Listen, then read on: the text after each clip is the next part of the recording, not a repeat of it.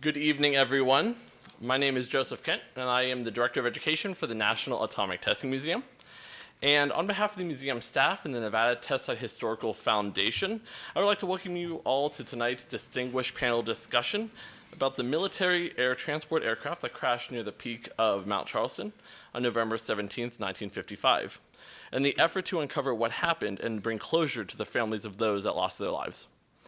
We are fortunate to have the opportunity to host this event, and are excited to present Steve Ririe, Chris Hayes, Lane Swainston of the Silent Heroes of the Cold War National Memorial Committee, along with their esteemed guest, Duane Titus, as the panelists for this evening's discussion. The panelists will be answering audience questions following the event, so if you do have a question for them, please hold it until the end. Or for those of you watching at home, please write it in the Zoom chat box. We'll make sure to answer those questions as well. And we also, for those in attendance here at the museum, there will be an opportunity to buy books as well as get signed copies of those books. And it's now my pleasure to introduce the members of our panel. Mr. Steve Ririe is the founder and co-chairman of the Silent Heroes of the Cold War Memorial Committee. He has been featured on the History Channel's Pawn Stars, where he presented a pair of Russian ICBM nuclear launch keys, and the Travel Channel's Mysteries at the Museum. He has also been featured in a number of publications around the world, including the Russian edition of Newsweek magazine and the Smithsonian Air and Space magazine. Mr. Ririe has been a resident of Las Vegas since 1961 and is also a member of the Association of Former Intelligence Officers. In June of 2002, Steve testified before Congress on the need to preserve Cold War artifacts and declare the Silent Heroes of the Cold War Memorial a national memorial. Mr. Chris Hayes is the co-chairman of the Silent Heroes of the Cold War National Memorial Committee. His father, after a heroic career as a naval aviator in World War II, was eventually assigned to a special flight test projects that remain confidential to this day. This led Mr. Hayes to an interest in flight test activities, along with being a search and rescue helicopter pilot, and his involvement in the development of the memorial. We are incredibly honored to have Mr. Duane Titus as a panelist this evening. Mr. Titus is the last surviving member of the Sheriff's Mounted Posse, the team that recovered the victims of the Mount Charleston plane crash. Our moderator this evening is Mr. Lane Swainston. Mr. Swainston serves as a founding member and project manager for the Silent Heroes of the Cold War National Memorial Committee, which was established to honor Cold War veterans with a memorial that is now located at the Mid-Kyle Canyon facility on Mount Charleston. Following his graduation from the School of Engineering at Brigham Young University, Mr. Swainston worked for Las Vegas hotel developer Steve Ririe, overseeing the design and construction activities in Southern Nevada. In 1985, Lane took a new position with the Clark County School District and led the development and execution of the most ambitious facility development program in a single school district in the history of the United States. In 1991, Lane started his own consulting company and today owns and operates 3 companies, including Swainston Consulting Group, Swainston Digital Imaging, and Tactical Resources. Please help me in welcoming our esteemed panelists this evening.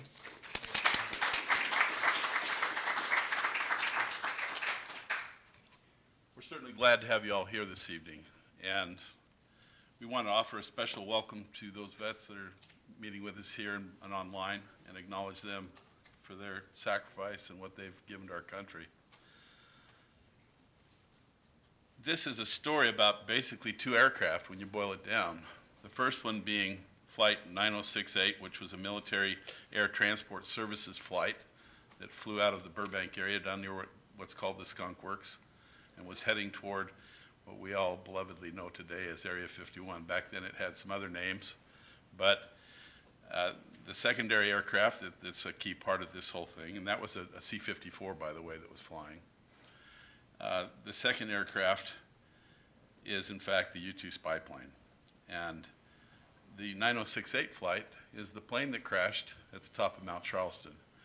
A friend of mine's in the audience I haven't seen for many years, and he reminded me that in 1980 we had hiked up there. I am ashamed to admit that I pretty well punked out at the top, maybe a quarter mile away from the crash site, and I told him, "Oh, you tell me about it," because I was out of gas. He was very fit, I was not. So I waited on my back till he got back so I could climb down. The U-2 spy plane And in that crash, of course, there was some life lost, and it was a tragedy, but it was something that nobody really understood or knew what happened. And it was kept very quiet for very good reasons. It was a key part of what was going on at that time in the Cold War, and we'll talk a little bit more about that. The U-2 spy plane, of course, we've all heard of.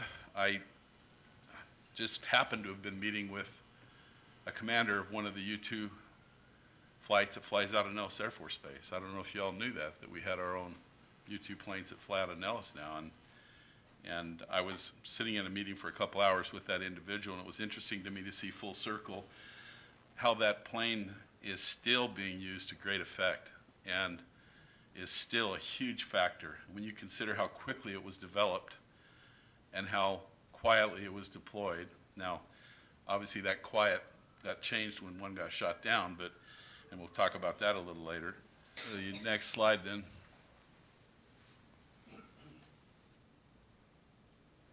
So while that's coming up, I'll just reiterate, we're talking about two aircraft basically then. There was the Flight 9068 that was on its way to Area 51 that morning. The crash happened about 8:19 in the morning.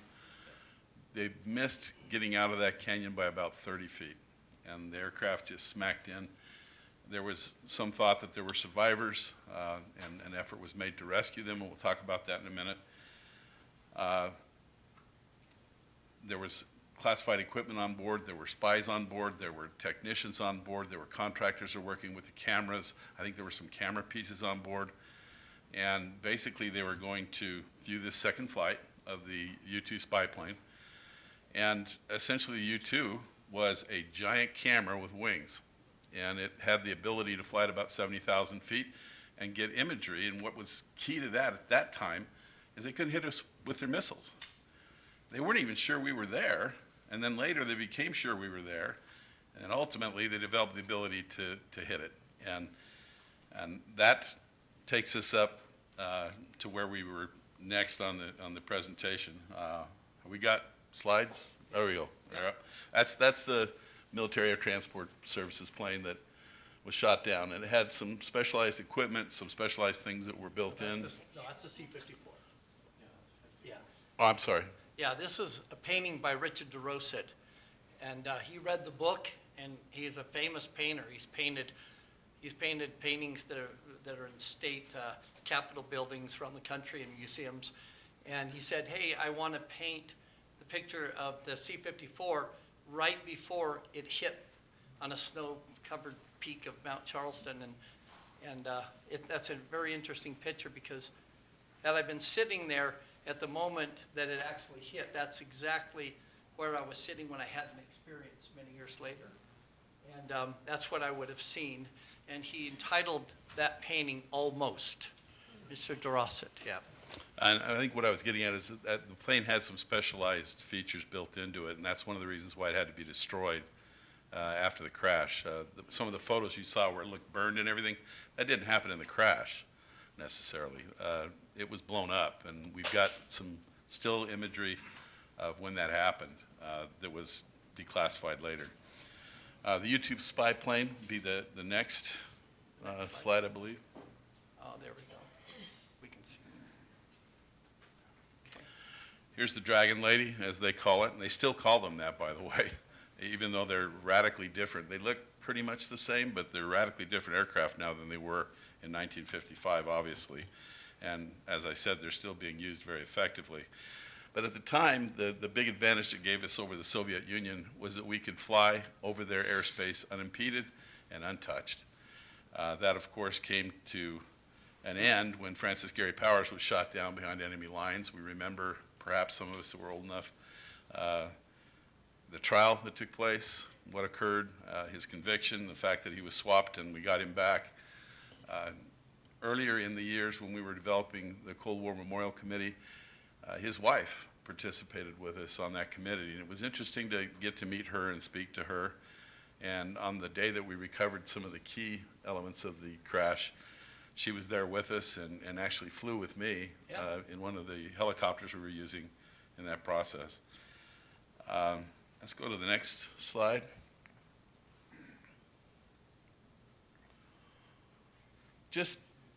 I'm going to throw this out there. I'm sure there's a bunch of you that can answer this question, but what was the Cold War? When we ask younger people what was the Cold War, we get some interesting answers that have to do with temperature in some cases. Can someone please just raise your hand or speak up and tell us what the Cold War was? When did it happen? What was it about? Wasn't it a détente with Khrushchev? It had to do with Khrushchev and the Soviet Union in general and what happened after World War II. It was a standoff. We both had nuclear weapons, and we both knew that if one were to blow up, one city, then the others would blow up another city. So that was the Cold War. What kept it cold was no one did it. Mutually assured destruction, right? Do you all remember that term? Yeah, man. Yes. Should we spend the same time that we flew planes along the perimeter of Russia from Alaska? For part of it, we did. The Cold War started at the end of World War II, and there were proxy wars that grew out of that. Yes, sir.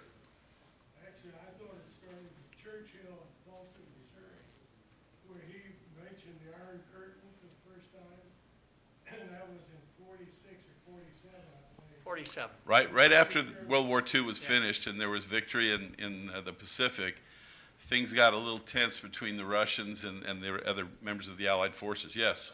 Ideological struggle between capitalism Certainly. and communism, between democracy and authoritarianism. You might all remember when Khrushchev was banging his shoe and saying how they'd get us sooner or later, one way or the other. I'm still looking over my shoulder, but yeah, it was pretty tense. Well, the book JFK by Jeffrey L. Crowder goes into some detail about the U-2 and the Gary Powers incident, and also the Kennedy assassination. JFK, so it's primarily about the JFK assassination. But he talks about, and Jeffrey L. Crowder was assigned to the Pentagon. He was a special assignment to the Pentagon. So he was in there with the big boys. Okay, he knew what was going on. And he said that Kennedy and Khrushchev were working on some kind of agreement, détente, I guess that's where the word détente came in. And Khrushchev was hard nut to crack, but apparently Kennedy was pretty close at arriving at an agreement with Khrushchev about non-nuclear proliferation. And then, of course, he was shot. So we all know what happened after that. Yes, Steve. If I can, one of the reasons we have this up is to frame the crash and at the time. And so I've done a lot of docent tours for history classes at the at UNLV and things like that. And I often ask young people, so the Cold War, did anyone die in the Cold War? And the answers I get back are really fascinating. They said, oh, no, that's why it's cold. Like, nobody really died. Well, and then I enjoy telling them, I want you to Google how many people were killed by communism. And they look at it, and it's 100 million. 100 million. We lost 3,000 September 11th. This is 100 million, and a lot of them were killed by their own countries. The Soviet Union killed 30,000. 65,000 were killed in China, right? And the list just goes from there. And then you have Korea and you have Vietnam. Those are Cold War conflicts in which we literally, by proxy, we were fighting the Soviet Union. They were supplying, as we fought in Korea, the Soviet Union was outfitting, the Koreans, and they were outfitting the Vietnamese. At the same time, we were doing the same thing to them in Afghanistan, right? So a lot of people died. It's a misnomer, but a lot of people died. Did you have something you want to say? Oh, I got you. Okay. Hand wiggles are allowed. If I can, let me finish this thought real quick. I think what's important that we understand is that yes, after World War II, the Russians, the Soviets, they took a huge beating, a beating we can't imagine. But they wouldn't have won, or we wouldn't, or Europe wouldn't have won had the United States not stepped in. I think that every historian agrees with that. And so when the spoils war were divided up, the Malta Conference, right at the end of World War II, we were actually caught spying on the Soviets because we knew that we were just friends. We were just friends because a common enemy, which was the Nazis, right? And so that kicked off the Cold War, which is 2 years after the end of World War II. So 47 to 91 was the period that the Cold War took place. Now, during that time, and this is a little bit before me, I'm 63, but we had the duck and cover and things like that. It was believed that we could survive a nuclear conflict. So you have these nuclear bombs that were going off. We had Trinity, right, which went off in 1945, right, before, several months, 2 months before the end of World War II. We exploded Trinity, which was very small yield of a bomb, but then just a few years later in Nagasaki and in Hiroshima, we blew off another 2 bombs, right? And for example, Hiroshima, it was more of a civilian town. Nagasaki was more military, but in Hiroshima, 66,000 were killed instantly from one bomb that was it was measured at 16 kilotons, which is 16,000 tons of TNT, right? Well, it wasn't long after that, Ivy Mike came along, and now we have thermonuclear bombs, which we live with today. Thermonuclear bombs, you can make them as big as you want. The largest that ever went off was November of 1961, and it's the Tsar Bomba. Anyone familiar with the Tsar Bomba? Okay, 50 megaton to, it was measured, it was supposed to be 50 megaton, but they believe it turned out to be 58 megatons, which 58 megatons is 3,175 times more powerful than the Hiroshima bomb. That was the largest above-ground test at that point. Well, that was the largest nuclear bomb that's ever been exploded to date. That one, if you were standing outside and 70 miles away, they let one off here at Mesquite, Nevada, you would have third-degree burns and half would be dead. 70 miles away, right? So we live today with a gun at our heads, where everyone in here lives with the understanding that a press of a button and we're all incinerated with the same nuclear reaction that powers the sun. We will be sizzled here, and we don't just turn into vapor. We're atomized, right? So it's quite a power, and so when we talk about these things, and I tell this story, and I try to frame what we're going to talk about with the plane crash in this manner, because it's important to understand. I've had young people say, well, these people that died, they were just on their way to Area 51. What makes them heroes, right? And I have to explain to them, well, yeah, they did die, but they were told flying there that they were to fly under 10,000 feet. Very dangerous to do that, fly right alongside a mountain that is just a few feet shy of 12,000 feet. They were to turn off radios and all navigational gear because they didn't want to be tracked going in and out of Area 51, because there are still Soviet spies or Russian spies here today in Las Vegas, if you didn't know that. I don't think that's a surprise to anyone here, but there were a lot of them back then too. And so they didn't want to be tracked going in and out. And so they were flying under very, very difficult circumstances, and they didn't make it that day. So anyway, I just want to make sure that we understand the whole situation and what's at stake here for each one of us sitting in this room. I just want to add to what you said about deaths in the Cold War. So you have a picture of the Berlin airlift. Yeah. And forgive me if I don't have the exact number. I want to say it's 31 aircrew members perished in the Berlin airlift. Is that right? I didn't know that. Thank you for adding that. So Cuban Missile Crisis, all those things created a very high level of tension. I remember as a kid here in Vegas, our neighbor had a bomb shelter. I went to my dad, why don't we have one? We're going to die. And, you know, there was a lot of anxiety. And it wasn't misplaced anxiety. We had people who wanted to take us down, and we were in a fight with them. And I'm not sure why we called it the Cold War, but we did. Yeah. It got hot quite often. Let's go to the next.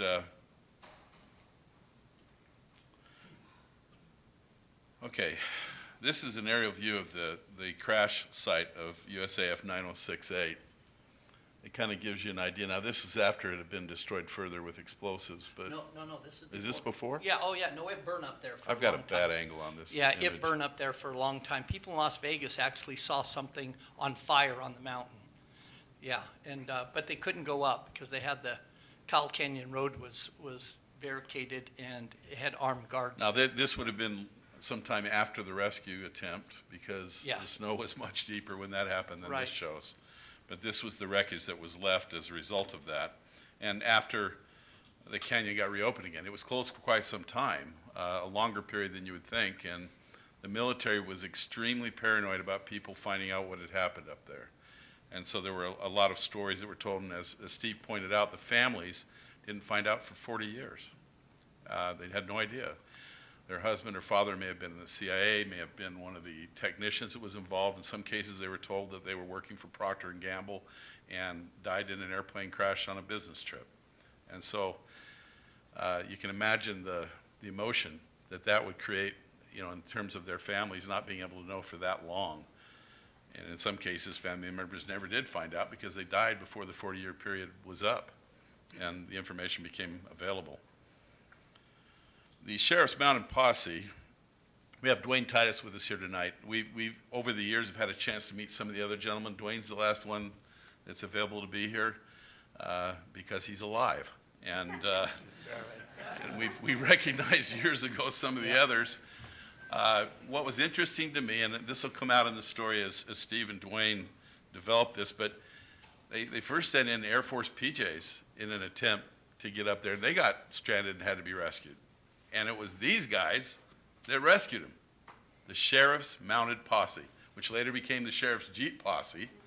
And today it's a rescue group that's part of the Red Rock Search and Rescue. Right. But back in the day, when these guys, I remember where their horses were and where they had their headquarters down off Washington. And the sheriff kept the Sheriff's Jeep Posse there later. As a kid, I thought they were all heroes, and I thought it was pretty cool. It's a posse. You know, and these guys swam their horses up there, and they'll talk about that. Let's I guess get into that right now, Steve. If you two could kind of develop and talk a little more about that Sheriff's Mounted Posse and what they did. There's a few things that I just learned just recently, right? And now we have several accounts. How many have read the book? There's a few of you, okay? I've had several people have read the book that we're going to offer tonight, but they've said, man, just that story of them going up and bringing down the bodies, you can make a whole movie about it, and it's true. It's quite a harrowing experience. These guys got a call late that one night and said, hey, we need you. We got some people up there. They thought they were still alive. They thought it was going to be a rescue operation. We need some guys up there as soon as you can get up there. And it's really, really hard. Has anyone hiked to the crash site? A good number of you. Yeah, well, you understand. And you probably did it during the summer like me, right? Yeah. During the winter is insane. And there was an early winter storm that caused the plane to crash anyway. And these guys had to go up. And so they were part of the group that was able to go past the armed guards with their horses and head up that canyon. There's a few things that I learned from Duane that I'm going to make sure that he highlights that I think is really fascinating. But if you haven't been able to purchase the book and read it, it's really, I think, those who've read it, Tony, is it worth reading? Absolutely. Well, thank you. Yes. Duane, were you guys sworn to secrecy before you were allowed to go up there? No. They just, right before that, they was trying to get somebody to go up there, and they offered anybody to go up and rescue them, big steak dinner and all of that. Well, we get there that morning, my boss, Frank Scott, on Robert Roofing floor, he asked me to come over and saddle his horse, because I was training two that he'd bought in Santa Barbara, California. And I said, you want to take both of them? He said, no, we need 14 people. I'll do it. So we go up there, get up there and got ready to take off. Well, the officers, anybody has cameras. Well, there's 4 or 5 guys, held up the cameras. Well, let's see them. I knew then there was something wrong. So they brought them up there, and they confiscated them, named, put them in the, tagged them. Well, we need pictures. You'll get all the pictures you want. We got a camera here. One of the colonels was supposed to be a photographer, so they'll get all the pictures you need. That was the end of it. Never got a picture. Or a steak dinner. Or a steak dinner. Yeah. Right. Well, he was one of the first that come down. A few of the others said that they did have dinner for the later. Some of them got down. He got down at 7, so he left at 7 in the morning, got down at 7 at night, correct? Right, 12 hours. 12 hours, okay. And then, but some of them came in after 1 o'clock. Now, they had a dinner for some of them, but all of them complained that they got charged. So, and they really didn't expect, they didn't know where the crash site was when they had up their horses, how far they were going to go. And they went 12 hours, some of the most brutal conditions, and most of them didn't have food. And they called down and said, we need food. And so how did they respond? How did the government respond? They didn't. They sent the Air Force after we had broke a trail. They came up and brought coffee pots, make coffee, and C ration, which is better than K ration. But when we left, we went by, we got some, but the other guys still at the plane site didn't know it and stuff. So they called on a walkie-talkie. We got it all messed up. They thought the horses needed feed. Yeah. So they put flakes of hay in their saddle bags, and we met them probably half a mile from the where we had started, the lodge, and that was our food. Yeah, hay. They sent up hay. So For the horses, for us. yeah. But it's pretty brutal. He was talking about how they had to rotate the horses to get up there, and how tough it was to break through that snow, about 3 feet of snow. That's up to the horses' bellies. Now that's pretty tough for a horse to get through, up to your belly, and or their bellies. And so he was saying that it was his idea. They started rotating the horses, and as one horse just got tired, which didn't take long, it would back out, and the next horse would go up. And they had 14 horses. Well, at first they said they had a horse that would break trail. He was trained to break trail, just used his head so he could get through. Well, he done that, but he'd only do it when you take a flake up a little piece of hay and hide it in snow. He'd move out of the way to get to it. So I just got back from Korea about a year before that, and I said we can do it like we did in the snow there in Korea. We walk and we get tired. You step aside, the next guy takes it, and you just keep rotating. That's how we got up there. It was deep, and it was cold. The horses cut their shins and stuff on the ice because it was frozen, quite a few days. It'd melt and freeze, melt and freeze. Yeah. But it was cold. So, is this on? It's on. Okay, my question is, the South Loop Trail, I can only assume that it must have been near, you must have used a route very close to the South Loop Trail. It was the South Loop. Okay, and just a few years ago, because I've hiked that trail several times, I discovered an old South Loop Trail that was for a given portion, say from Echo Cliffs up to Griffith Saddle. Okay, is that the trail that you guys used? Yeah, old, it's the the one old trail? just right up. If you knew where the lodge is now, is burnt, but I don't know where they fixed it. But just a little ways there's a trail. But right before we started, nobody had been up the trail to Mount Charleston. We couldn't get the guide. They changed the light. They have a light on top of the mountain for the airplane. They have to change the bulb every so often. But the one guy says the CCC camp. And they got a hold of the guy. Says, "Yeah, I built it." Says, "I'll take you up." So we got a horse for him, and he led and showed us how to get there and stuff. Yeah, because that old trail. The same old trail, as far as I know. Yeah, it was the older trail that's closer to Mary Jane Falls. Yeah, right. Yeah, not the new trailhead that's just a little further southeast. Okay, well that's totally different than. I don't. Yeah, I'm not it was a even little familiar bit with- different of a trailhead then. Huh. Yeah, Okay. yeah. They cut it off and shortened it up when the Forest Service, for those familiar with the hike, they built that that road that swings up to the lodge that's now burned, and then the trailhead to the south loop is right in the parking That's lot there. Cathedral, that's Cathedral. But they started down below, closer to Old Town, Okay. back then. The Old Town, that's where the first lodge was. That's where the restaurant and everything was. Right. There's I think a fire department right across the street for it. Still there. And that's where the highway end, about 50 feet past it. Then it makes a curve and Right. goes up where the new lodge and stuff is now. But that was the end of the trail Yeah. Now, back then. And we left there at 7 o'clock that morning, went up and came back. Me and another guy came back at 7 o'clock. Like I say, it was 9, 10, 11 o'clock or later for some of them got back. Some of them lost their bodies off the horses. yeah, they had to take several of the 14 victims and prop them up on trees so that they could be found and go up later the next day to bring them down the rest of the way, because several of the horses just had a really tough time bringing them down. But I want you to tell us real quick. Now, yes, they didn't have to sign anything, okay? But the deception campaign was in full swing with them. In the meeting before, where did they tell you the plane had taken off from? They told us the plane had taken off from Texas, and they were headed for Edward Air Force Base in California, and they was going to fly over Vegas and see the lights and stuff. That's what we were told. So that's what, now that is new to me, you know, and I can't even tell you how much of my life has been dedicated to learning all these things, to being like the expert on this plane crash.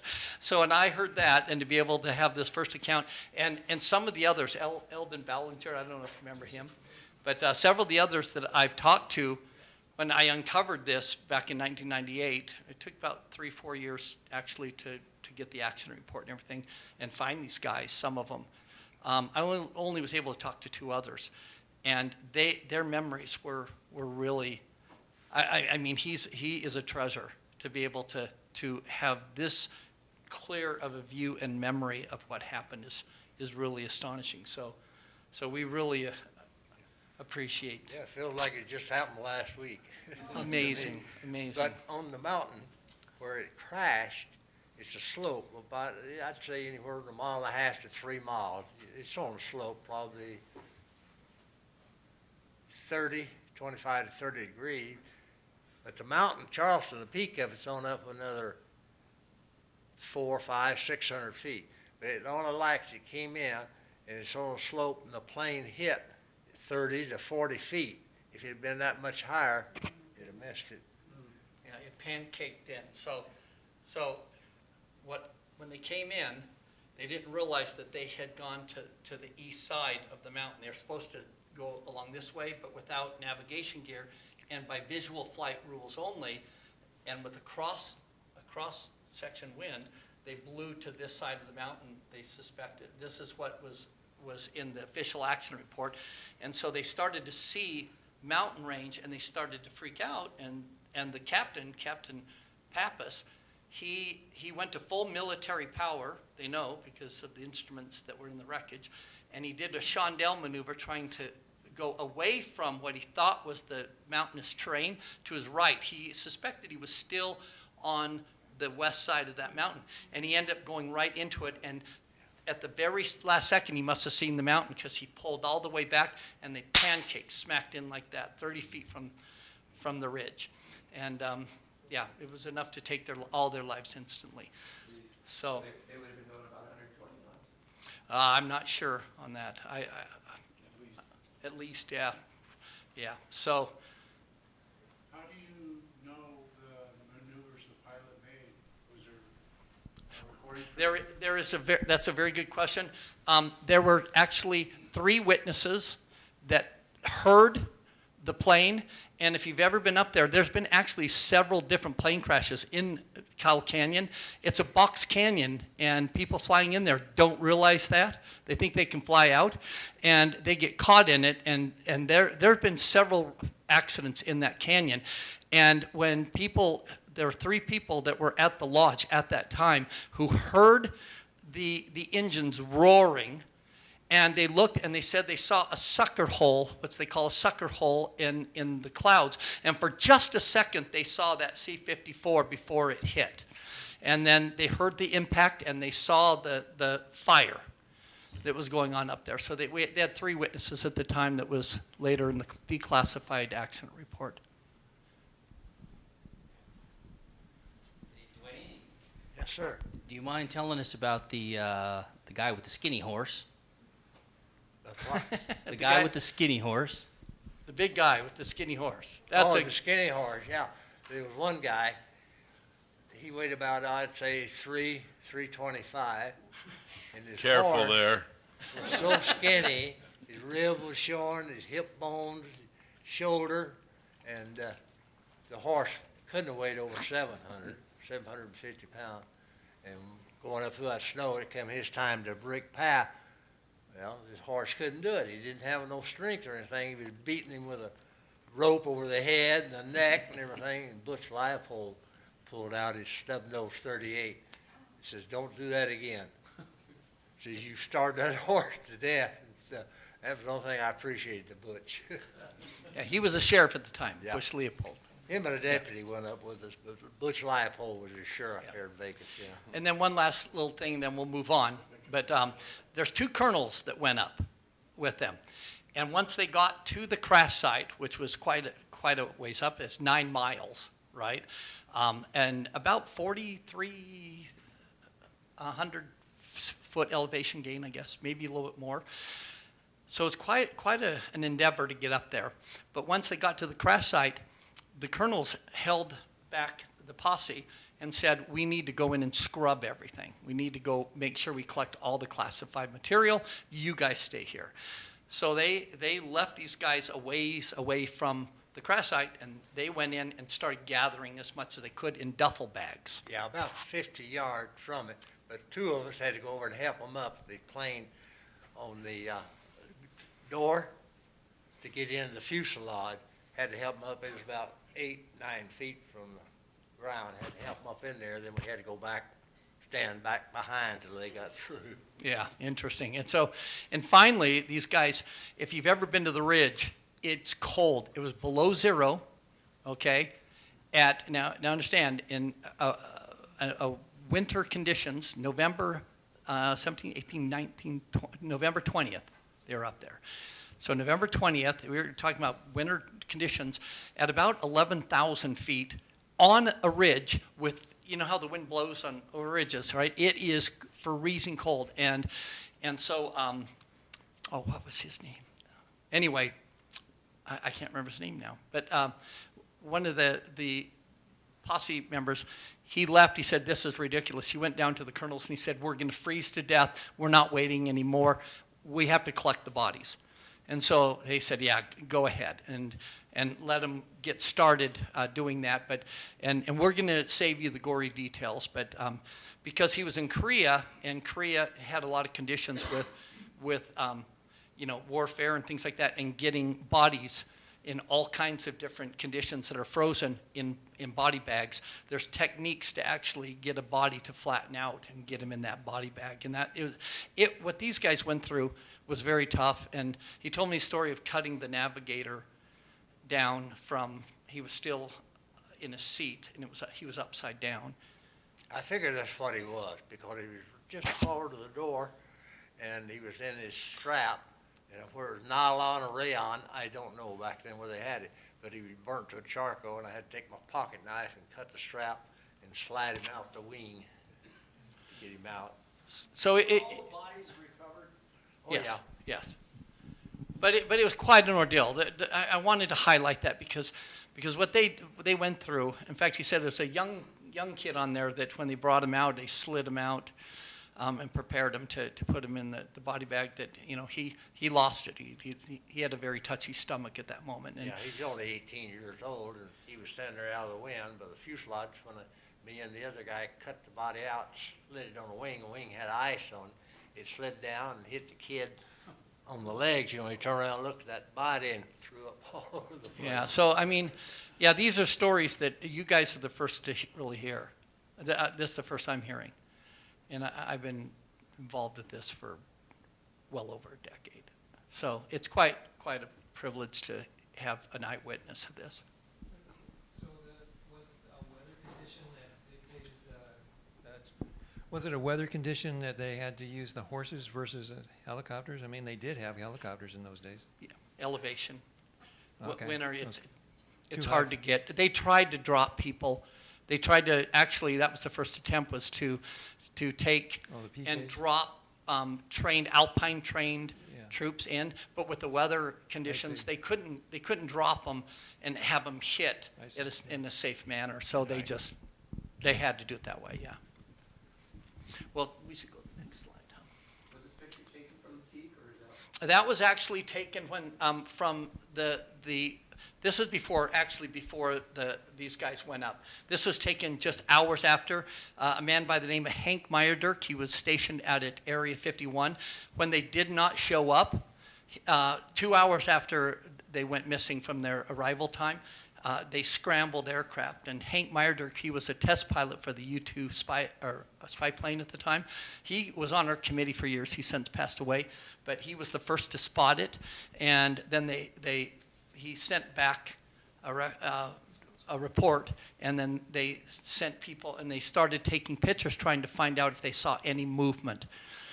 And now I'm going to make one last thing here. You can't really see it, but there is an oval door in the back that was pounding, and that's going to play.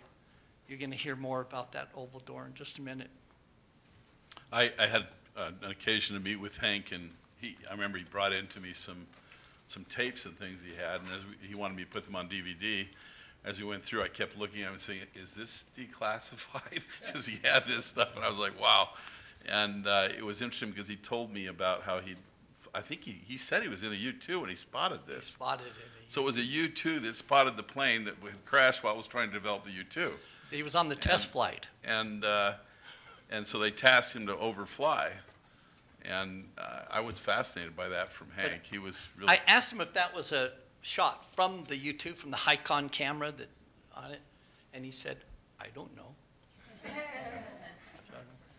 Well, he told me it was. Kind of, oh, that's interesting. You get him quiet off to the side. That's what Yeah. he told me. I don't know. Yeah, I've been to Area 51 for 3 days, and we landed, and security guard all over the place, and 2 jet fighters had just taken off, and here's the Blackbird sitting there, and he fired those big engines up and took off, and then 5 or 6 miles, he'd already caught those fighters and passed them. You didn't see that. You didn't see that. Everywhere you went, you didn't see that. So these are just some pictures. I wanted to put this into the presentation so you can see back in the day, that was the Mount Charleston Lodge. Isn't that interesting? Unfortunately.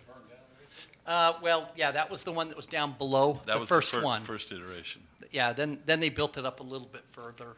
They rebuilt it, but they're going to Yeah, rebuild it again, I hope. Yeah, it burned down in the late 50s, early 60s, so they moved it on up around the curve and up higher. Let's go. Steve, why don't you take a minute and tell us a little about these crash photos and how they relate to the government cover-up or the government attempt to maintain operational security on what had occurred? So what happened is, actually, the next summer in 1956, the Air Force sent up a group to just make sure, clean everything up. It was finally accessible, the site, because after these guys went up, nobody else wanted to go up. But they were very, very concerned that we don't have any hikers or anything go up. So one of the reasons they actually blew it up was because the Forest Service was now nervous that hikers would get into that fuselage and roll it. And those have been, how many, show of hands, have been at the crash site again? You know how steep it is. It's really steep. If you got a bunch of young yapahoos jumping in that, trying to roll that, they would die, okay? And now, if there's a crash like this, now they have to clean up. The government has to clean up. In 1955, they didn't have to. They could just leave it.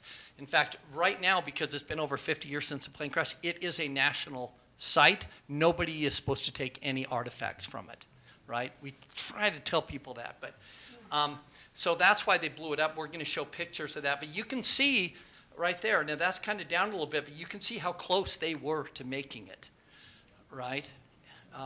So kind of interesting pictures there. We'll go to the next one. Yeah, the reason they blew it up, because planes flying, just like Carol Lombard, Clark Gable's wife on Mount Potish, when they crashed in early World War II. Other planes would see them, reflection and stuff, and report them in and have people. So from then on, they done away with the plane, just blew them up so they wouldn't be spotted again. So that's a picture of the summer of 1956 when they went up and took care of that. And those pictures right there, even though people know about it, and how many in here have been up there and sat at the crash site, they still had those pictures are classified. They were just recently declassified in 1998. So we'll go ahead. Now, my story, how I play into this, my family moved here in 1961. I was 2 years of age. Boy Scout here. Had a scoutmaster that basically, he told me, we went up and hiked it, and I was 12, right?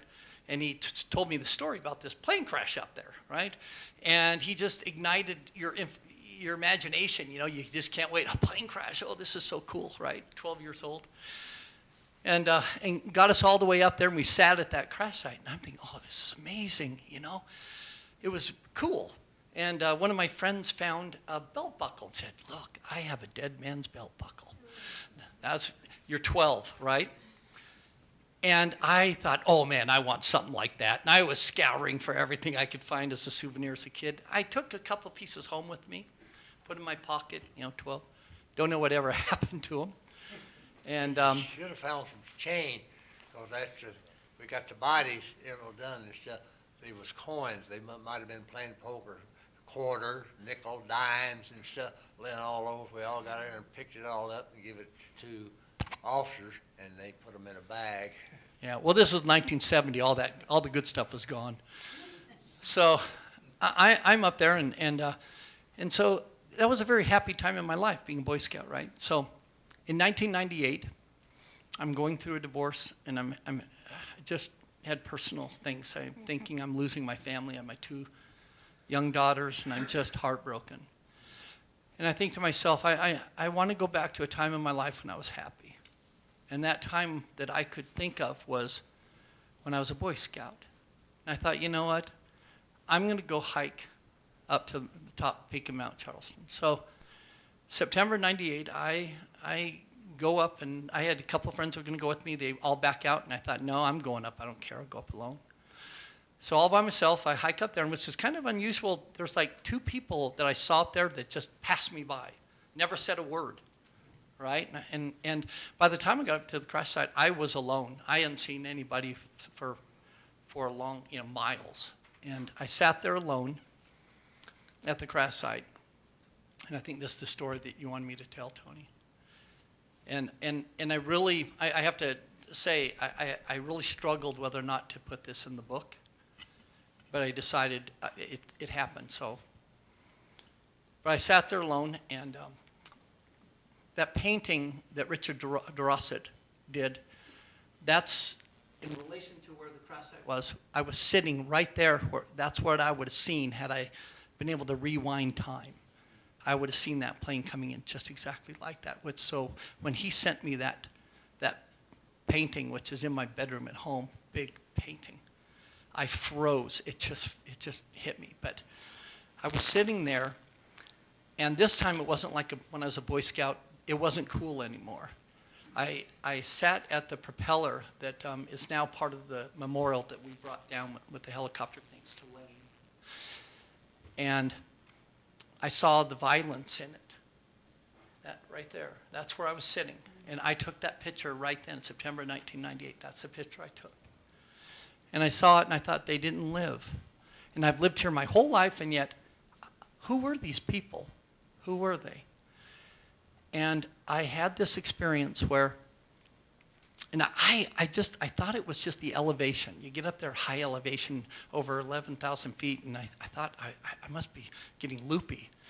But I remember the cold wind was blowing over the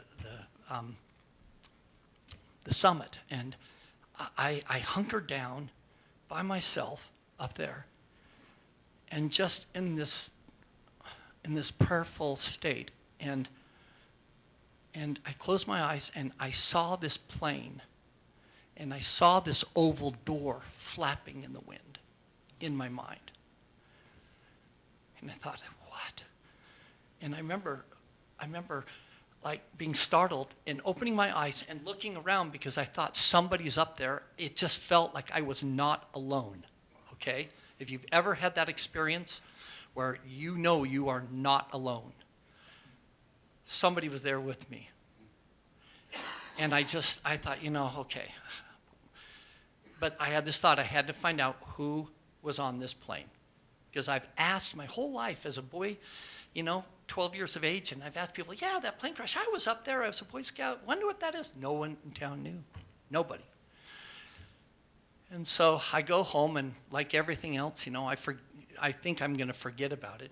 Ask my wife how many times she's asked me to clean the garage. I forget somehow, I don't know, conveniently. But I couldn't forget this. In fact, every morning, about between 3 and 3:30 every morning, and I looked at the clock. I would wake up with this same thought. And I don't have reoccurring dreams.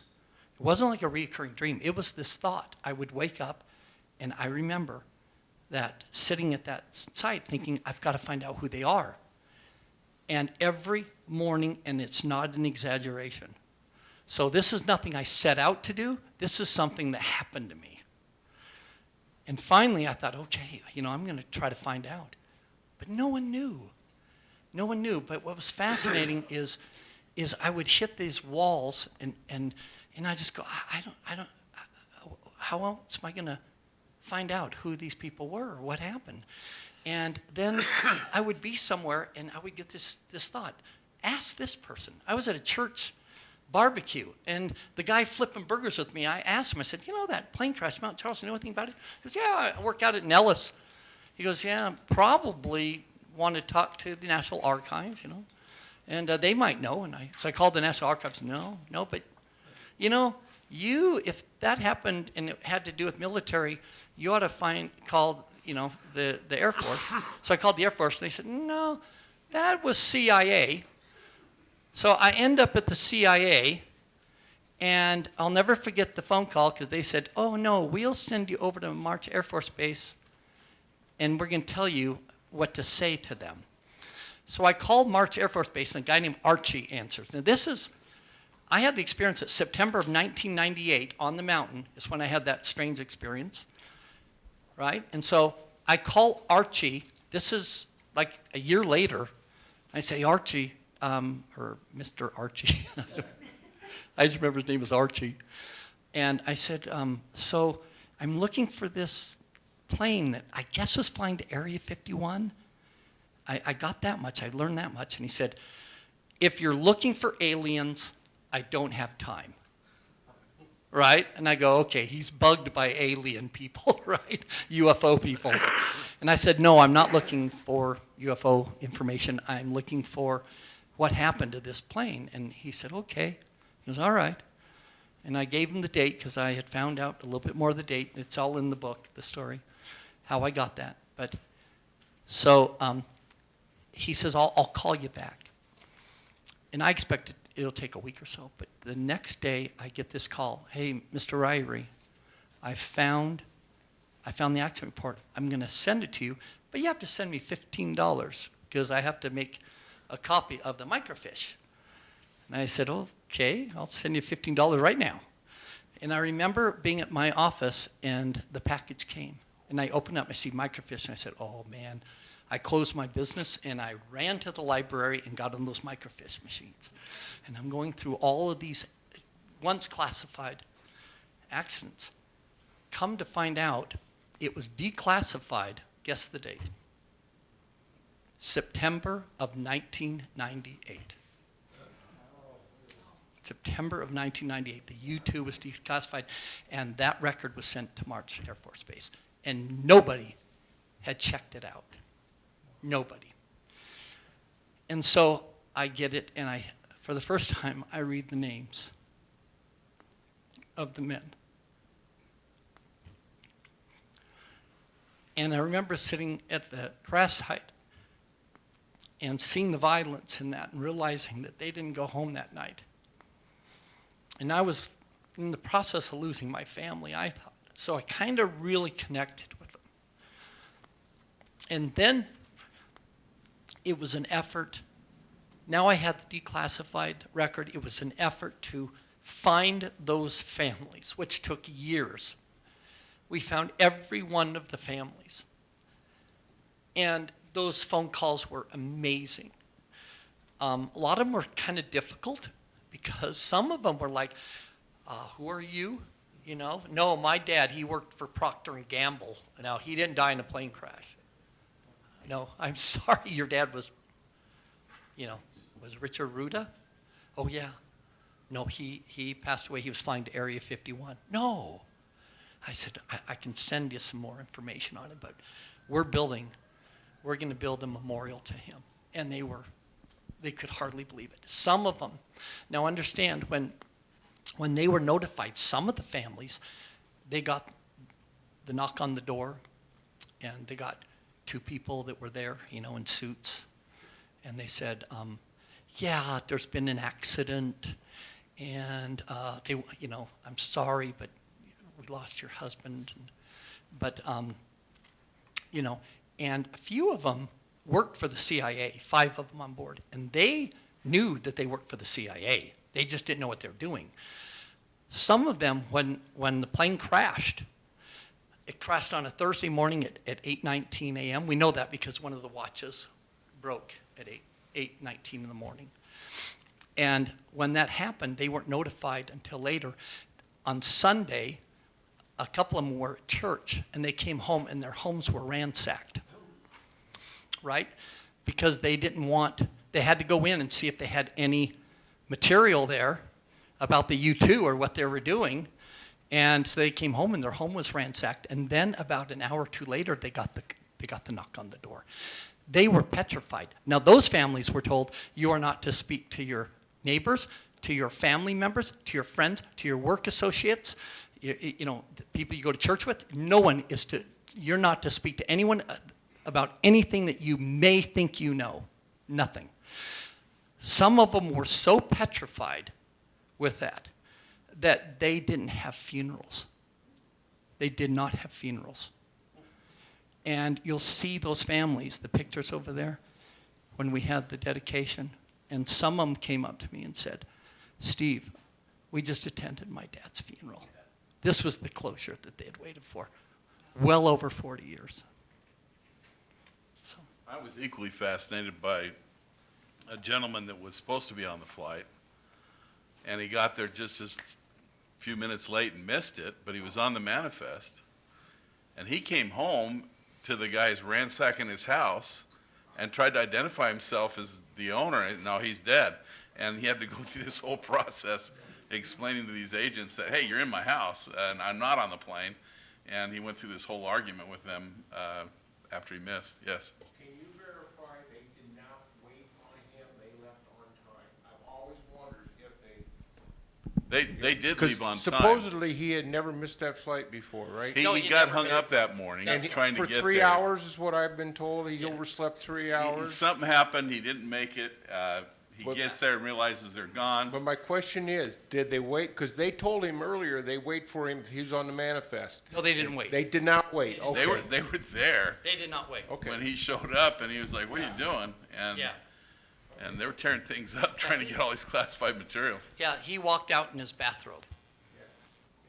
Yeah, the first time I talked, Chris, my friend, sheet metal worker, Pete G-Law, in the 70-something, he called me and said, hey, I'm over here at a place they're talking about that crash up in Mount Charleston. I didn't know they were having a book. I thought they'd all been forgot about 20, 30 years ago. He says, the guy's got books over here, signing stuff. You want me to get you one? I said, you bet. And he came over to see me after that. Yeah. But the most gruesome was getting the bodies in the body bags. can't tell you about that, because I don't know if anybody squeezed you or not. Yeah, it's pretty gruesome. Well, Steve, let's go to the next slide here. Folks, I hope we're okay, because we intend to be done about 8 minutes ago, but if everybody's interested enough to keep going. Well, I think we'll probably wrap Okay. things up pretty quickly. Yeah. Well, we'll go ahead.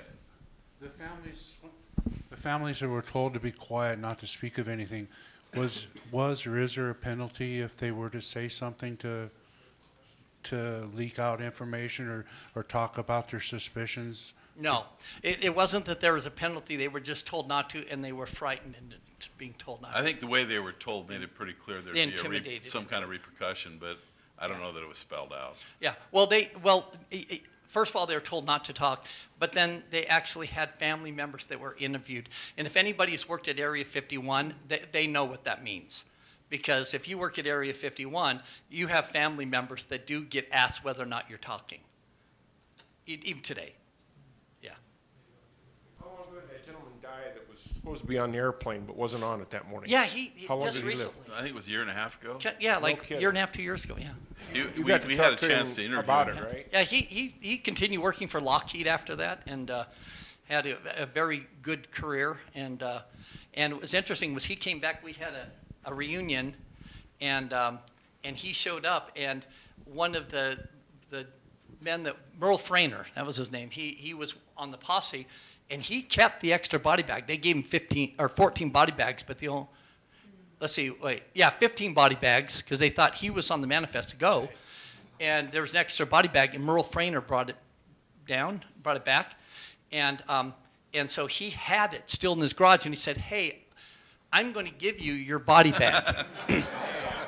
He got his body bag. Speaking of gruesome. Yeah, and he also brought down the yoke. And when you leave, you can go see the exhibit out here in the lobby of the plane crash, and the Mysteries at the Museum. That plaque that is featured on that, you can see it out there, the same one, and you can see the yoke of the C-54s out there too. So.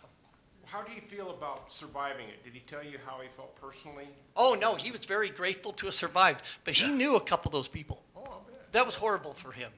I was wondering if he felt bad about it, that Oh yeah, no, He was glad he slept in. yeah. he was glad he That's what slept he in. told Yeah. me. Can you relate about the artifacts you kept in your garage? Oh yeah, okay. Period of time, 'cause it's. Yeah, that's one of the things that I really hesitated. But okay, so I had the plane crash. We went up there and we brought all the families here to Vegas before we built the memorial. The memorial was dedicated in May of 2015, but years before that, we found the families. When I found all the families, we brought them to Las Vegas. We had a dinner for them, and we actually hiked to the crash site. And we had their family members that were able to make the journey with us, there's so many stories with this, guys. I could keep you all night, so I don't want to do that. But there's some beautiful stories of Joy. Her dad died in it, and she wasn't able to make it all the way up. She got very close, and she just started crying. And I said, Joy, I'm so sorry. I got to leave you here because I got to be up there. But I will read the name of your father. Because we got up there and we read the names of all of the men who died at the crash site. And we radioed it down. A lot of the family members were too old or unable to make it to the crash site. So we radioed it down. They were down below at the lodge. And they heard this ceremony that we had. We literally, now this is one thing I just have to add. We literally read a prayer from James Brown, the young CIA operative. We'll show you the picture real quick. His mother asked that we read this prayer. She was in Savannah, Georgia. She was too sick to make it. She was bedridden. So we read that prayer. It was after I got down, talked to the family, and they told me, they said, she woke up that morning and said, is today everyone's going to know that my Billy, because it was James Billy William Brown, they called him Billy, is today when they know that my Billy is a hero, right? And her daughter said, yes, today they're at the mountain. She said, oh, good. She went to get her breakfast. She came back. She was gone. That is a true story. And was that August 19th, 2001? That was, it was It was right before September 11th of 2001. Yeah. There's an article in the article. There it is. Wow. I can't believe you have it. That's really, yeah. Man, can I ask one other real quick question?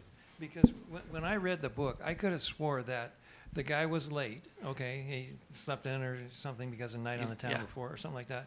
And the pilot, I thought the pilot waited close to an hour, and then when he finally took off, he forgot to recheck the weather and did not see the storm that was approaching. That is a disputed fact. No.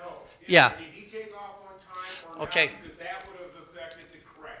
Okay, That's why- that is an interesting thing. Okay, so here's the thing. They did take off. They did not wait very long because they have the time that they left, right? They have the time that they left. But back then, it is disputed whether or not he checked the weather report because there was a low pressure cell right over Las Vegas, which means that when they flew from Burbank to Las Vegas, they had a tailwind, but when they turned at Good Springs, Nevada to head north towards Area 51, that tailwind became a crosswind. They don't really know if he checked the weather report because back then, these guys were cowboys. They flew by the seat of their pants. They had SOP, which is the standard operation procedure, right? Which they were supposed to follow, but they didn't follow it to, their experience. They felt they were the best pilots. There were actually some changes in SOP because of this plane crash. They made some changes and made certain things in the military mandatory. And it was credited to what happened here. So we don't really quite know. That's one of the mysteries of what happened. Yeah, this should have been west of Mount Charleston, but they was way east. Yeah, the ceiling of a C-54 is like 40,000 feet. Why did they go so low? No, Why they didn't stay over 20,000. They had a ceiling. They couldn't go over 10,000 because they could be tracked. Right. So at no point, when they could fly above 10,000 before they hit Good Springs, Nevada, which is south of here. Once they hit Good Springs, they had to initiate a left-hand turn, and they were going to fly on the opposite side of the Spring Mountain Range. And then once they cleared the range, they were going to just veer a little bit to the right to go into Area 51. Okay, we ought to keep moving though, folks. I don't want to cheat you out of some of the other things that are going to be said here. So Let's take a look at the design here of the memorial for the Air Force. Can you guys hear me? oh, Chris, you're there. Oh, there he is. So I'm gonna jump in. I'm Chris Hayes. I'm on the committee, co-chair, and I'm actually gonna pound out probably 2 or 3 slides in about 2 minutes, just in an effort to speed up time. But one thing, if you go back now, Steve, if you can take like just a couple minutes to address it when I'm done, can you go back 1 slide? Whoever has the slides. Can we go back 1? Okay, not to address it right this second, because I have a little presentation here. In the lower left, you're going to see Steve testifying in Washington, D.C. And he's going to address the construction of the memorial here in a few moments, but he actually went back to Washington, D.C. to testify to get this deal done as a national memorial, which he'll expand on in a moment. So go ahead and move forward. Go to the next slide. All right, slow transitions, love it. Okay, so the thing that's been kind of cool about this is that, even though Steve's going to briefly go through the construction of the memorial and all of this, the memorial continues to live. And what I mean by that is that it's not just a rock with a propeller or a, granite memorial about what happened, but it's an active living location. And we had what high school was that where we had the Russian club up, Steve? Rancho. Yeah, so Rancho, they have a Russian language club. We had them up, and up at the visitor center, they have a classroom. And, in the classroom, we had these kids up. Steve spoke about the Cold War, and one of our committee members is Ken Walther, who was allowed to publicly retire from the CIA, who also gave a discussion. So we had this educational thing. And there's times when we're up there as docents, just kind of giving people the big tour and telling them about some things that you wouldn't know if you didn't know it. And we actually had a gal show up who was with the KGB, who was at the bridge when they did the transfer for Gary Powers. There's the U-2 pilots. Now, what's that base in California that has the U-2s, Steve?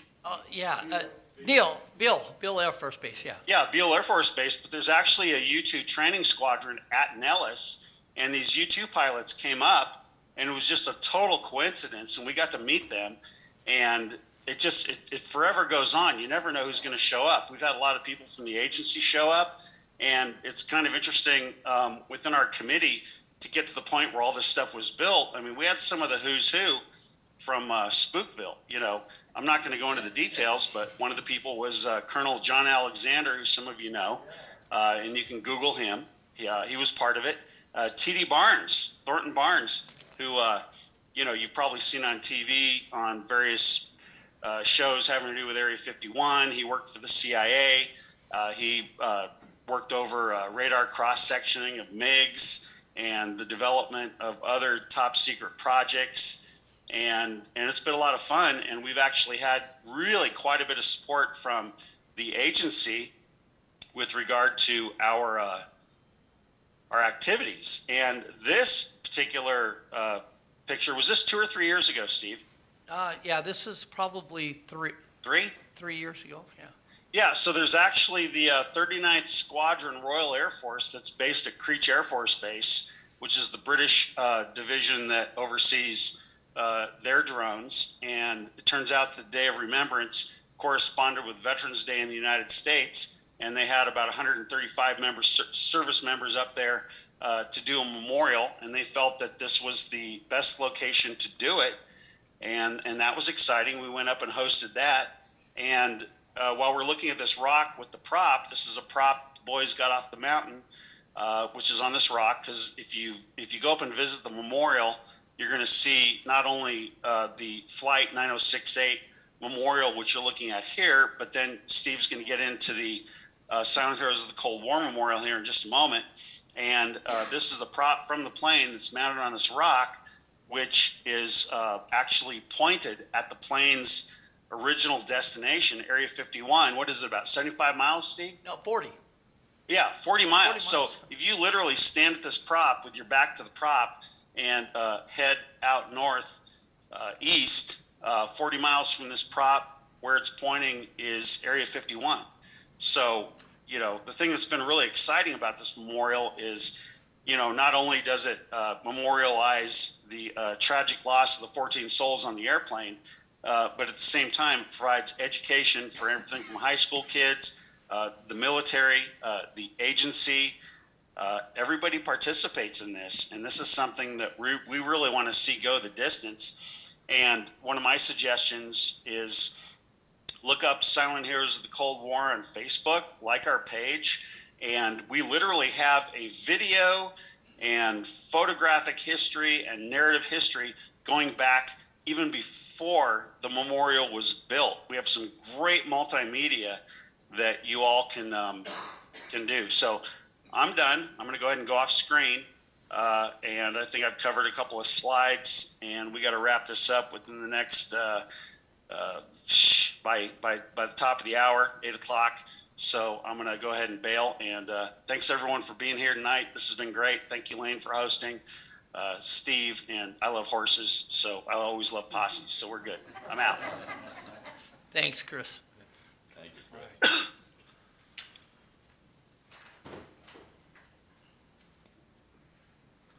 Let's take a look at a slide of the memorial now, and Steve, if you'd take a moment and kind of go through what the design is and Sure. and explain a little bit about what's intended to be expressed here. So, how many have been there? Oh, okay, so a lot of you have seen it. Okay. Well, this might be fun because we built into the design of it a lot of little secret things. Since it's, you know, about people that worked in secret during the Cold War, we thought it would be interesting to learn a little bit about it and to have a few things built into it. So if we can go to the next slide. Okay. And now if you look, there are several different components to this. Component A is the honorary center stone. Okay. And then, let's see, C and D are honorary plaques. Okay.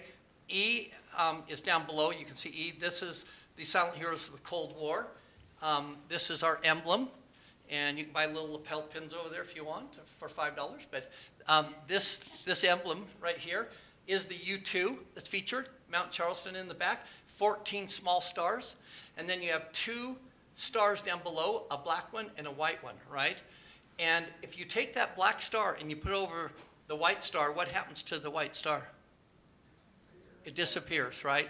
So the whole point of the memorial is to take what they did in secret and to move those people out into the light and now honor them. Because what they did in secret, right? So that's this symbolism of those 2 stars. And on the back of the memorial, it does have tenebris ad lucem, which is Latin for from the darkness into the light, okay? And that's the motto of the Silent Heroes of the Cold War National Memorial. Now, we're going to read the center stone here, but the key to understanding those 2 plaques, C and D, are written inside the center stone. If we can, let's advance it.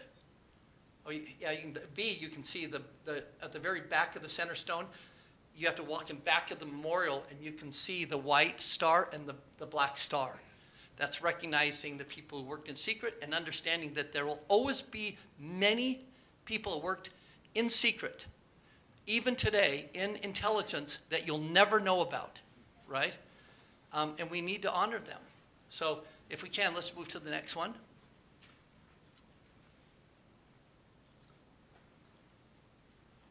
And this one right here, I don't know if can you read the center stone? Okay. So basically, it's a quote from President John Kennedy, who says, today, let's see, every inhabitant of this planet must recognize the day when, I can hardly read it there, when the planet may no longer be habitable. So can somebody else read that better? I can't really see. Can somebody read that for us? Steve, would you like me to read it? Under a nuclear sword of Damocles, hanging by the slenderest of threads, capable of being cut at any moment by accident or miscalculation or by madness. Right, okay, so he said that, and if you get the date, September of 1961, 2 months after that, the Tsar Bomba was let off that we talked about, 58 megaton, right? Now the next line, in memory of the silent heroes of the Cold War, the men and women who labored under a veil of secrecy, what does it say? Often put their lives in peril for the good of our nation. Our peace and prosperity will always depend on the bravery of unsung Americans willing to make the ultimate sacrifice without recognition. Thank you, thank you. So if we go back, do you remember peace and prosperity, right? Now if we go back a slide and see if you can see peace and prosperity. Do you see it? Okay, so you have the leaves on C. You have the olive leaves. There are 14 olives on that. Okay, and over here, D, prosperity. Now there's something else that's in that design. Do you see anything else kind of unusual? Mushroom cloud, right? Both of them. Okay, so under the shadow of a nuclear threat, these heroes brought us peace and prosperity. Okay? So it's written, it's secret kind of in the code, but my favorite feature on this is F, right? That is the capstone, the honorary capstone. And you're going to see that, let's keep moving, you're going to see that a little bit later. Okay, we can go. This is actually the U.S. Air Force 9068 Memorial that we just showed. Has 14 stones around it for the 14 men who died. It is pointing toward Area 51. And when you go there, you can see that. And we'll go one more. We're going to kind of hurry up. These are the 14 men. If you look at Billy Brown is right here.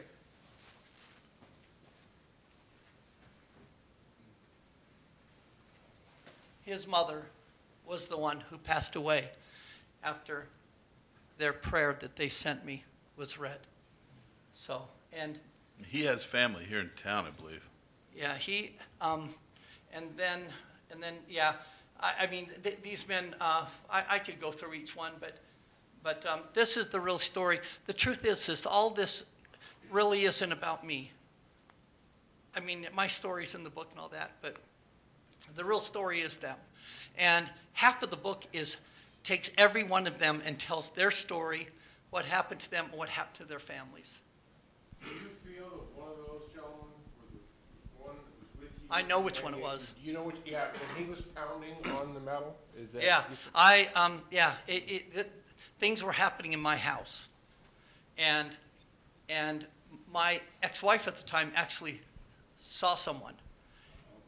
Yeah, and what was interesting, wild, and I don't know if you believe it or not, I don't care. I got a picture of all of these men that were sent to me, and I purposely, and the family sent me lots of pictures. I purposefully took them and put a picture out of every one of them, and I picked one for this gentleman that was not military, right? She saw it, if you read the book, we were camping at Marytain Falls when she saw this. And I said, do you recognize him? She goes, yeah, that's him. He had a round hat. See that hat? The captain Pappas. She goes, that's who it is. I go, you've got to be kidding me. She goes, and that's who it is. And what's sad is that many people thought that it was his error, that he made an error, but he didn't. It wasn't his fault that the plane crashed. And we know, I mean, there was all kinds of things, thoughts about it. They didn't even think that he was flying because they thought that Wynnum, who was the second one, he's the co-pilot, there was all this wild speculation that he was flying and that Pappas wasn't even on the plane. But literally, they know he was flying because of two things were broken in the autopsy. His thumbs were broken. So, and for some reason, that's all I can say. It's true. It happened. So, anyway, if we go, we'll get this wrapped up a little bit. But this is the part, guys, where in May of 2015, we dedicated the memorial. This is almost the second to last slide. We dedicated the memorial. That capstone I was telling you about, Lane, without him, we wouldn't have been able to put it on. We had a crane there, and to lift that thing, it is solid, and we put it over it. That is not a time capsule. It will never be open again, okay? And the family came. We had pieces from the crash site that were in my garage for all those years.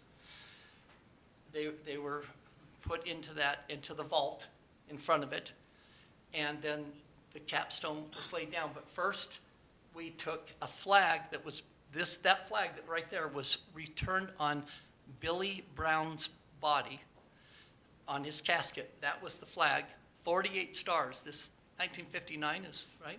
It happened 1955. There are 48 stars on that flag. And it came down into the hands, not of me or the committee members, of the family, a representative from each of the 14 families.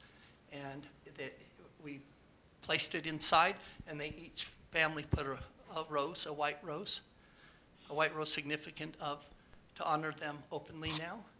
And then we sealed it. And you can see pictures of the sealing of it. And these are the families that showed up from around the country at that final moment. And it was really a very beautiful experience for me. So. And someday, there will be an underground hangar in that hillside behind those folks with a U-2 spy plane in it. He is, when we were designing this, we need to get a U-2 here. We're going to build an Am underground I hangar. wrong? Do we not need a U-2 buried in that hillside? with Wouldn't a it be real- fun? A real kind of secret entrance to go in and open up and see that in there. I found one, Steve. Okay. Oh, we're talking a full-size U-2, not Yeah. a model, yeah. Okay, and I'm just going to be quiet here, and, oh, shoot, it cuts off the very end, huh? I'm going to be quiet here. I'm just going to let each of you read this. Share of the price they pay.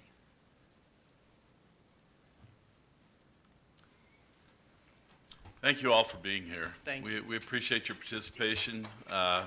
Certainly, it was a treat to be able to have a member of the sheriff's posse that was there. What an amazing Let's give opportunity. them a hand. I will leave you with one mystery. I can tell you that there is an artifact that was reburied up on the mountain. I won't tell you what it was or who buried it. And it wasn't in the crash. But it has very direct involvement with what all happened here. So there's a mystery for you to tuck away. I won't tell you where it's buried or give you an idea, but it's not far from the crash site. Who buried it? I won't say. Because they'll probably get arrested by the Forest Service for polluting the mountain. Well, there was one thing on that plane, after we got the bodies all straightened out and stuff, there was a wheel. If you guys or anybody know on an iron place where they have a lot of heavy equipment to move, they have an electric motor that slides back and forth, and they'll carry it down. Well, there's one of those wheels on there, and I spun it, and me and my wife, late wife, went up there in 77, and it was still there, and I hit it, and it still spun as good as it. Way to get them off the There's mountain. definitely one still left up there. Full propeller. I think you should bring it down. Yeah. Yeah, I'll give you $10.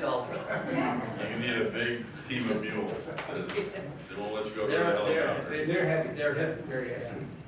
Anyway, thank you for showing, and thanks for your interest. Do we have any other questions? I know we wanted to leave a few minutes for questions. What picture you had of the U-2 early on, I noticed in the background that there's some windmills, modern windmills for power production. So when was that picture taken? Yeah, no, that's a later model. The A model, we couldn't find a suitable picture. We just couldn't, and so we just grabbed it. That is the U-2 that's functioning now. And it has its fuel tanks on that one too. They do fly them out of Nellis. Yeah. There are U-2s that are stationed at Nellis as part of an intel training. Okay. It's there. All right. Joe, question is Any here. other questions? Yes. Do you know what squadron, Air Force squadron? Well, the 9th Reconnaissance out of Beale is where they. Are you talking about the 9068 that crashed or the U-2? Question No, is the here. C-54. Question is Oh, here. well, yeah, that was a MATS, Military Air Transport Service. It's okay. You can watch Yeah, later. they used DC-4s back then, or C-54s, but, yeah, they've modernized. One interesting thing. But I don't know, they're just part of the MATS system. One interesting thing we didn't mention is those crew members were mustered out of the service before they took off, and were out of the service during the whole mission, and were mustered back in when they landed. I always thought that was kind of interesting. That was part of the standard operating procedure for. Plausible deniability. Well, it was deniability. It was so the records would look right, and they could say that they were never on that mission as a member of the military, because they weren't. What about their benefits, though? Their death benefits? Well, obviously they got them, but for security purposes and secrecy, they were mustered out of the military when they would leave. All right. Thanks, everybody. Perfect. Before we conclude, I do want to thank all of you so much for joining us this evening. We do have some questions from the Zoom chat.